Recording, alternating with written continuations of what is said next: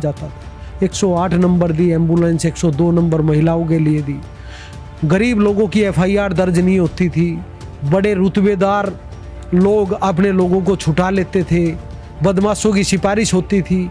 इसीलिए अखिलेश यादव जी की उपज थी अब दुनिया की बेस्ट जो रिस्पॉन्स सिस्टम है 100 नंबर।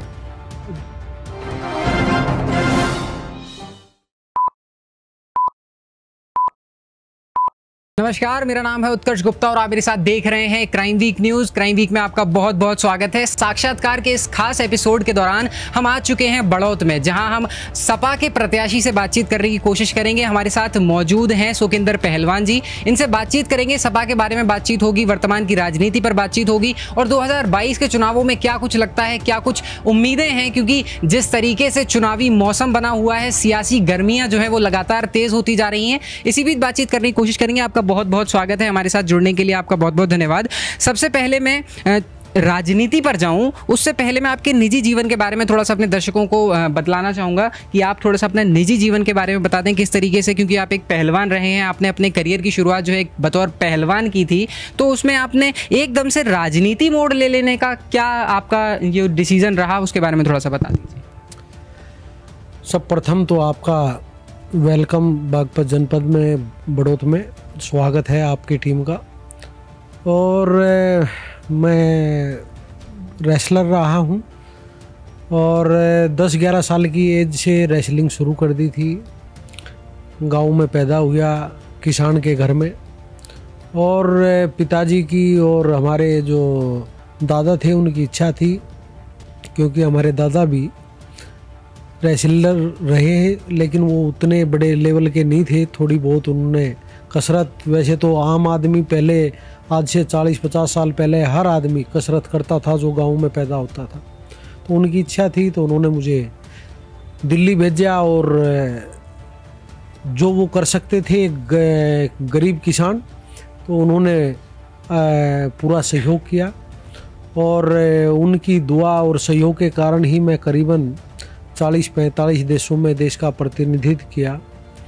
और उसी की बदौलत है कि मुझे 2004 में देश का जो खेल का सर्वोच्चम अवार्ड है अर्जुन अवार्ड, उससे मैं पुरस्कृत हुआ हूँ राष्ट्रपति के द्वारा।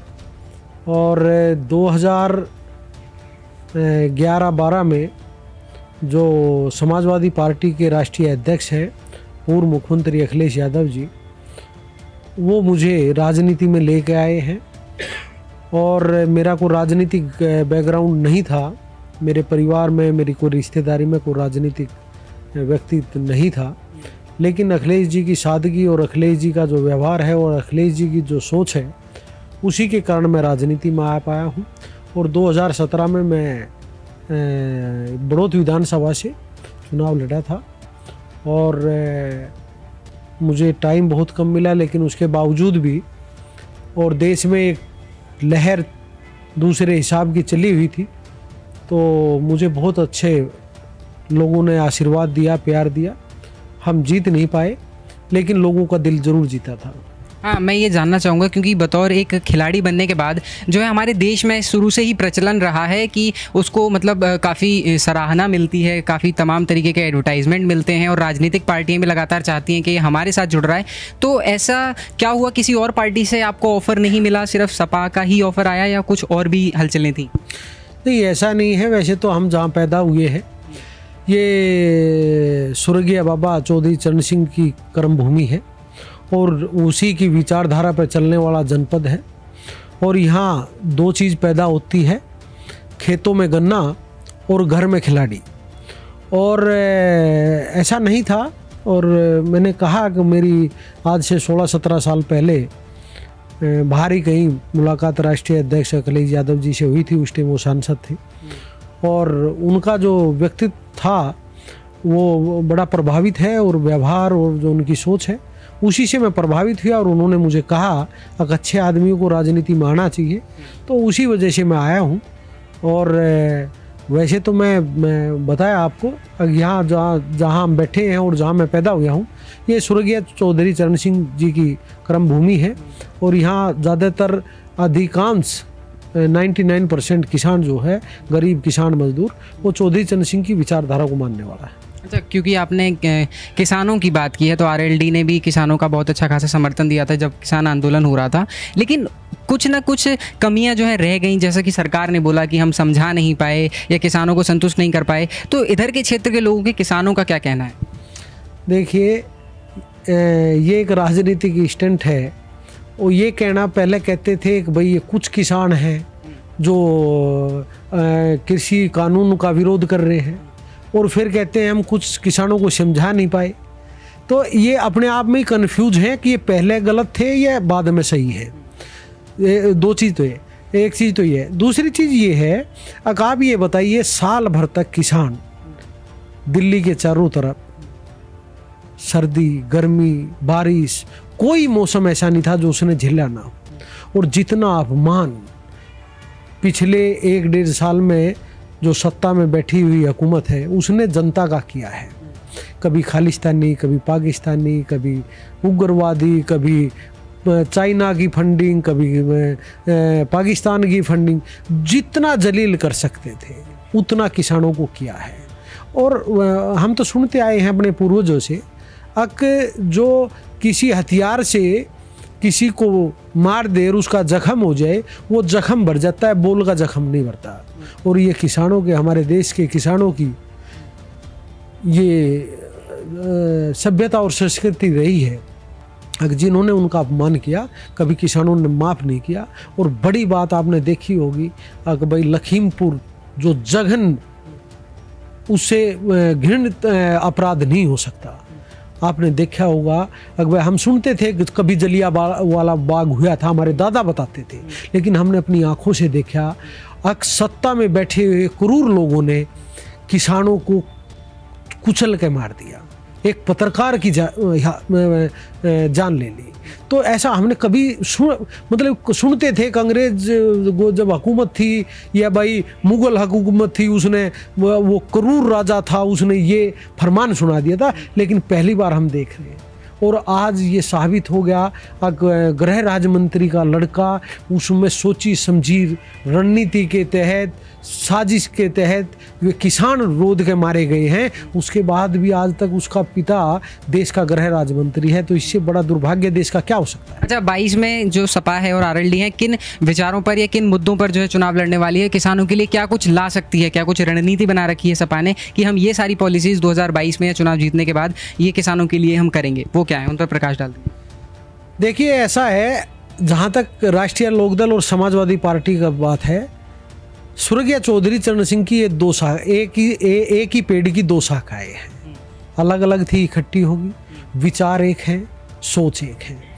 और स्वर्गीय चौधरी चरण सिंह की, बाबा चौधरी चरण सिंह की जो विचारधारा है, वो सदा गरीब किसान मजदूर के हितों की लड़ाई लड़ी गई है। और चौधरी जयंत जी और अखिलेश यादव जी दोनों उसी विचारधारा को आगे बढ़ा रहे हैं। दोनों ने इकट्ठे हुए हैं, और इकट्ठा कभी भी, जब समाज में कोई भी, घर में इकट्ठा हो, समाज में इकट्ठा हो, बिरादरी इकट्ठी हो, कहीं भी जब इकट्ठा आदमी होता है उससे ताकत आती है। तो दोनों की विचारधारा एक है, दोनों की सोच एक है, दोनों की रणनीति एक है, और दोनों साथ आए हैं। और मुझे उम्मीद है कि ये साथ बहुत लंबा चलेगा। और दोनों का साथ आने का मतलब है गरीब किसान मजदूर खुशहाली की तरफ जाएगा, उसकी सुनी जाएगी, उसके लिए नीतियाँ बनेगी। जो चौधरी चरण सिंह के टाइम होता था वो अब शुरुआत होगी। अच्छा, खुशहाली के दिन आएंगे किसानों के लिए, नई नई नीतियां बनेंगी। जाहिर सी बात है कि उनके लाभ के लिए बहुत सारी चीज़ें अभी होने वाली हैं। हालांकि आप पूरा विवरण नहीं दे रहे हैं अभी, कोई बात नहीं। तो मैं ये जानना चाहूँगा कि 2017 से पहले जब समाजवादी पार्टी सत्ता में थी, तब उसका जो छवि थी वो किसी से छुपी हुई नहीं है। तो आपको नहीं लगता कि आरएलडी के ऊपर इसका कहीं ना कहीं प्रभाव देखने को मिल सकता है? क्योंकि बहुत सारे युवा जो हैं वो सपा से गठबंधन के बाद नाराज़ भी दिखाई दिए हैं हमें धरातल पर। कोई युवा नाराज नहीं है, हर युवा रोजगार मांग रहा है, और ये किसी से छुपा हुआ नहीं है। आप हमारे जनपद में, आसपास के जनपद में किसी वर्ग के, किसी जाति के, धर्म के बच्चों से जाकर पूछ लो कि रोजगार किसके कार्यकाल, किस मुख्यमंत्री के कार्यकाल में मिल सकता है। सबकी आवाज़ एक ही आएगी। और मैं वही बता रहा हूँ, अखिलेश यादव जी, जो आपने कहा क्या छवि थी, अरे छवि तो इतनी अच्छी अखिलेश यादव जी ने जितने कीर्तिमान स्थापित करे विकास के, आज तक मुझे नहीं लगता कि इस देश में इतने कार्य करने वाला मुख्यमंत्री किसी स्टेट को मिला हो। आप हेल्थ के क्षेत्र में चले जाओ भाई, आज आदमी तड़पता, अगर कहीं एक्सीडेंट हो जाता था तो तड़प के मर जाता था। 108 नंबर दी एम्बुलेंस, 102 नंबर महिलाओं के लिए दी। गरीब लोगों की FIR दर्ज नहीं होती थी, बड़े रुतबेदार लोग अपने लोगों को छुटा लेते थे, बदमाशों की सिफारिश होती थी। इसीलिए अखिलेश यादव जी की उपज थी अगर दुनिया की बेस्ट जो रिस्पॉन्स सिस्टम है 100 नंबर दुनिया में, अमेरिका में न्यूयॉर्क के अलावा दूसरा जो सिस्टम आया वो उत्तर प्रदेश में आया। तो आज अगर क्राइम कम दिख रहा है तो सबसे बड़ा हाथ उसी 100 नंबर का है जो बाबा ने बदल के 112 कर दिया। तो आप अगर जमीनी स्तर पर जाओगे, अब बाबा कहते हैं कि लाइट हम दे रहे हैं, लेकिन बाबा से आप ये पूछ लोगे कि आपने कोई बिजली घर बनाया हो, इस 5 साल में कौन सा वो ऐसा काम बिजली के क्षेत्र में किया जिससे बिजली का उत्पादन हुआ। बाबा खाली इतना बता सकता है अगर जिस घर में 180 रुपये का बिल जाता था बिजली का, आज वो 1500 रुपये का जाता है। खाली बाबा ने बिजली के दाम बढ़ाने का काम किया, बिजली को बढ़ाने का काम नहीं किया अगर उसमें कुछ और बढ़ोतरी हो, बिजली का उत्पादन और हो। लेकिन दावा तो है कि 24 घंटे बिजली उपलब्ध हो रही है शहर में और 19 घंटे 20 घंटे जो है गाँव में हो रही है। ऐसा तो आपके मतलब अखिलेश के शासन में ऐसा नहीं दिखता था। मैं आप ही पे छोड़ता हूँ। आप ये सबसे लास्ट जिला है जमुना के कंठारे का, और आप नेपाल बॉर्डर तक चले जाओ, सिद्धार्थ नगर चले जाओ, और हो सकता है आप बाबा के मठ में भी चले जाओ, अगर 24 घंटे आपको किसी जिले में बिजली मिल जाए। बीजेपी का जो एजेंडा है वो झूठ है, और उनका अपना मानना है कि एक झूठ को इतनी बार बोलो अगर जनता उसको सच समझने लगे। खेल के क्षेत्र में मैं खिलाड़ी हूं। मैंने 10 साल लड़ाई लड़के अपनी सरकार में बड़ौत में खेल का स्टेडियम बनवाया। 2.5 साल से वो बंद है, झज्जर हालत में पहुंच गया। 1500 बच्चे वहाँ मेहनत करते थे।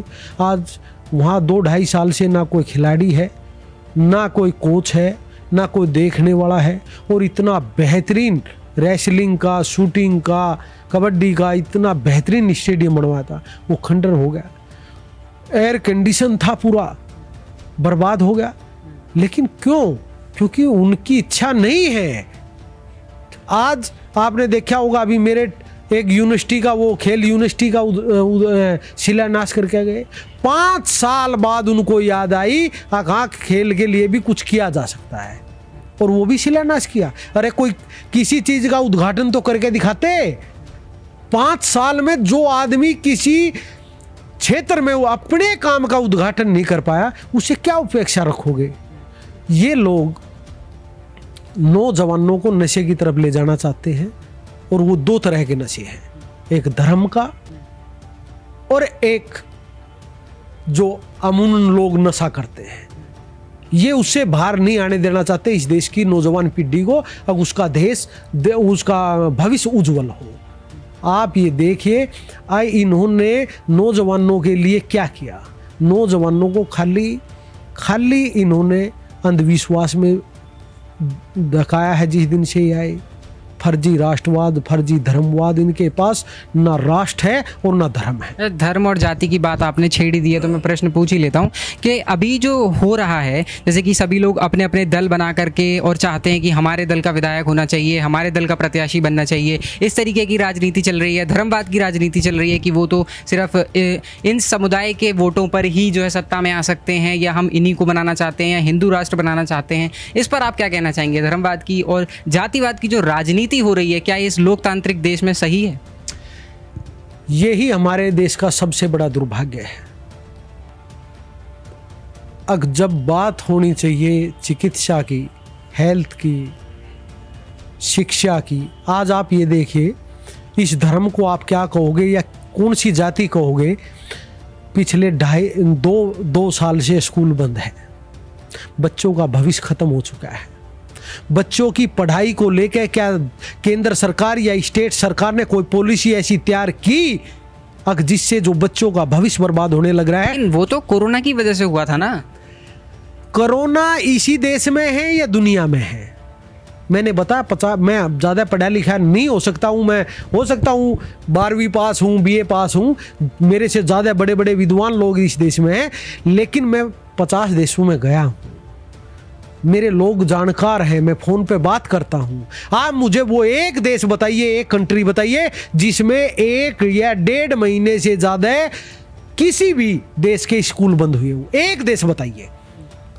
और आप 2-2.25 साल से आपने इस देश के भविष्य का भट्टा बैठा दिया।